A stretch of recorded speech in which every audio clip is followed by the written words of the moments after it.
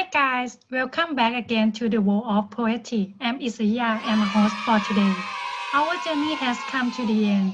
This is gonna be our last video talking about Dickinson poem. It's so hard for us to say goodbye to you guys. Not the end yet, because we're gonna do Q&A in our last episode. By the way, what poem are we going to discuss today? A poem called My Life Has Stood a Loaded Gun. Okay, let me read the poem for you guys. My life has stood a loaded gun in corners till a day. The owner passed identified and carried me away. And now we roam in Sutherland woods, and now we hunt the door. And every time I speak for him, the mountains dread reply. And do I smile such cordial light upon the valley go? It is as a Vesuvian face had let its pressure through. And when at night our good day done, I guard my master head. 'Tis better than the idle duck's deep pillow to have share. To foe of his am deadly foe, none stir the second time, on whom I lay a yellow eye, or an emphatic thumb. So I than he may longer live, he longer must than I, for I have but the power to kill, without the power to die. Wow. Let's see the first stanza, shall we? We're going to take these lines slowly among major poets. Dickinson is about as far away from easy-to-read prose as you can get. You know that handy stuff known as a syntax, putting a word in an order that allow you to understand what's being said. And Dickinson is known for turning syntax on its head. The poem begins, My life has stood. We know right away that there is a person out there, a speaker, who is directly involved. Since she say mine, we know she possesses something. 1 2 3 What does she possess? A life? What had this lie done? It has stood. We know this seems incredibly tedious, but it will pay off at the end because we know who or what is doing things. A note on the capitalization. We talk about this every episode. It's the Dickinson writing style that is to emphasize the meaning of words, which could not translate literally. In the case of life, it's personified an abstract concept that treated like a person. It's more than the life you mean in Get a Life. It might encompass far more, and it might be metaphorical. Let me continue on the second half of the first line. So I get the famous Dickinson dash, a likely place for her to try to check why she messes with the syntax. My life has stood a loaded gun. What does that mean? Let's put together some likely candidates. To help us figure out which one to choose, we'll look the second line in corners till a day. That line is modifying where and for how long the speaker life stood. Let's start with the simplest one. My life has stood like a loaded gun. We have the speaker life which stood in the corners like a loaded gun, until one day when the owner passed, identified, and carried me away. The use of the owner adds another player to the mix. And initially, we had a separation between the speaker and her life. She referred to it like it was outside herself.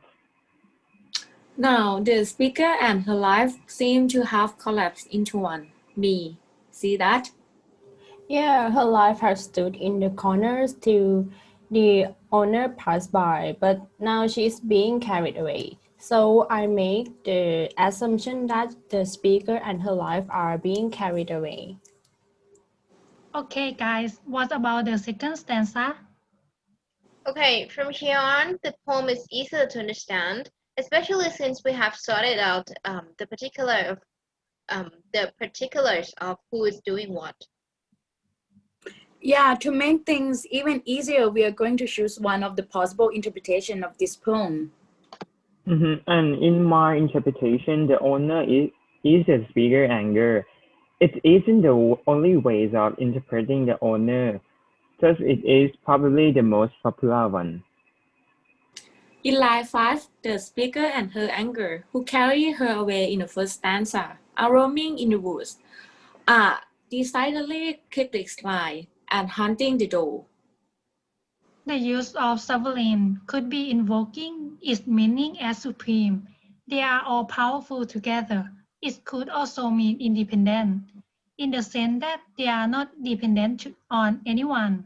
In any case, sovereign generally alludes to a place of power.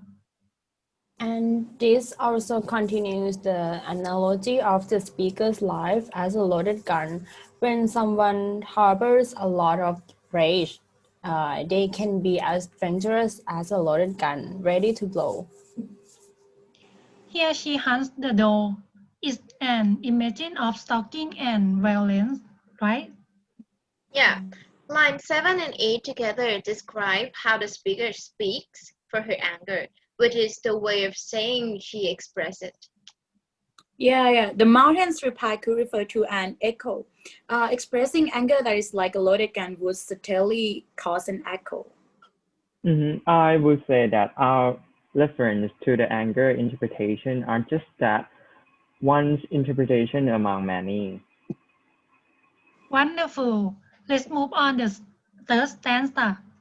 This stanza describes the speaker smiling. One way to paraphrase this is, and if I smile, it's like an uptight hothead had actually loosened up a bit. The smile is cordial and shines upon the willy, but verse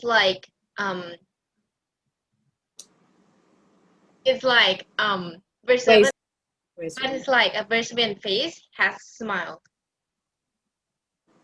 So the speaker smiling is like a Vesuvian face. In other words, we have the image of a person with anger management problems who cools down a bit and let its pleasure through. That's great. And can you guys see the first stanza? I think this stanza is very interesting and is rather like a riddle. It also reveals something about the natures of anger. At night, when the speaker is in bed, she cuts her master head. And if you look at the first stanza again, the owner mirrors this reference to master, so I can assume that master could also be a reference to her anger. Yeah, this would be significant because anger can often take over a person as if it were his matter. In the third line, you are probably wondering what an idle dog's deep pillow is. Well, for the most part, an Edo dog is a dog just like any other, but it's known for pricking its own feathers to make it neat. This makes sense because many pillows back in the day we filled with feathers. Hence the nest and pillow comparison and because of the half destructive nature of the Edo dog. Self-destructive dogs? This is crazy, you say. Well, Dickinson might be saying something about the nature of protecting one's anger as an inherent self-destructive act. How many times has expressing rage gotten you into trouble? Yeah, I agree. And the fifth stanza. These stanzas refer to how the speaker defends her master and owner. I probably say that she is a deadly force of any of his enemies, and no one messes with either of them a second time.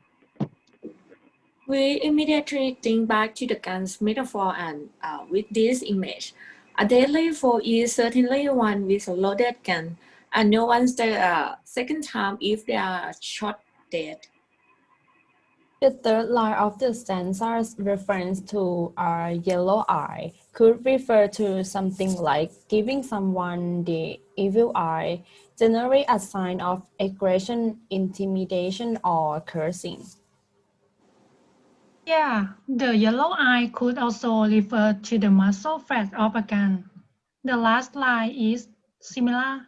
Thumping your nose at someone was an old sign of aggression, and giving someone an emphatic thumb is something similar, and certainly not a thumbs up. Just like the yellow eyes, it could also refer to the thumb used to cock a gun. Anyone will share how the standard 6 can be analyzed? Yeah, these 4 lines make up a tricky stanza. So let's pull it apart. And if I have to paraphrase it, it would be, though I might live longer than him, he must live longer than me, because with him I have the power to kill, and without him the power to die. If we treated he or him as anger or rage, then the stanza makes sense. Though the speaker might outlive her anger also gives her power, the power to kill. These lines also imply invisibility because without her anger, she is left with the power to die. This suggests that she is somehow immortal when equipped with her anger. On a less extreme level, anger can make us feel powerful and courageous, ready to lash out in our own defense. Without anger, there is a danger of becoming shy, of losing your nerve, of not standing up for yourself. Another interpretation is that the power to die is the quality of living things. Since she is a gun, this is a continuation of the extended gun metaphor. Alright, then that's it for today. Hope you guys enjoyed this video. Don't forget to subscribe and like. Should you have any comment it down below. See you last episode. Bye. Bye. Bye bye See bye. ya.